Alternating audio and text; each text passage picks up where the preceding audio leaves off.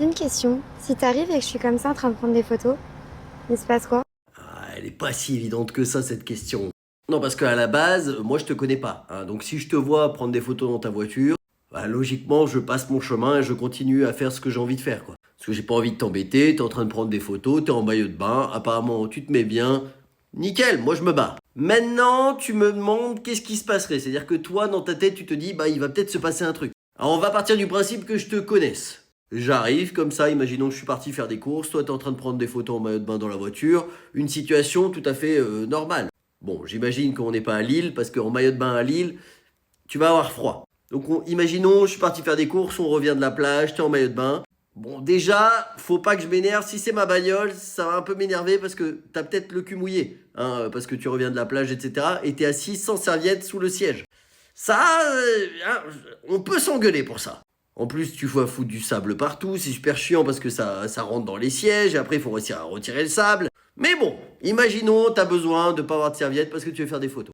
J'imagine que si tu fais des photos, c'est soit pour ton plaisir personnel, parce que tu aimes bien prendre des photos, et peut-être que si on se connaît, mieux vaut qu'on fasse des photos à deux. Comme ça, au moins, on a un souvenir tous les deux, et il n'y a pas que toi sur la photo. Parce que c'est quand même mieux de se faire des souvenirs à deux que de toi toute seule sur un siège, qui pourrait montrer que tu as une haute estime de toi-même, mais que tu n'as pas envie non plus de partager notre couple. En même temps, tu as le droit aussi de faire des photos seul. Ou sinon, je t'aide à prendre les photos. C'est-à-dire, je prends ton téléphone et je prends une photo de toi. Parce que j'ai envie de rendre service et que tu as un bras un peu court et que, bah, en termes de visibilité, c'est pas génial pour la photo. Comme ça, tu auras une photo grand angle et on verra peut-être un peu mieux la voiture. Bon, après, faire des photos toute la journée, c'est pas non plus ma passion. Donc peut-être que je vais juste rentrer dans la voiture, prendre le volant et repartir. Le problème, c'est qu'à ce moment-là, toi, tu vas me dire, bah ça bouge et du coup, bah tes photos, elles vont être comme ça, on va voir la moitié de ton visage, tu vas pas être content. Et du coup, on va encore s'engueuler. On va rentrer à l'appart, disons qu'on est ensemble, on va se faire la gueule toute la soirée. Tu vas partir devant la télé à regarder une série à la con.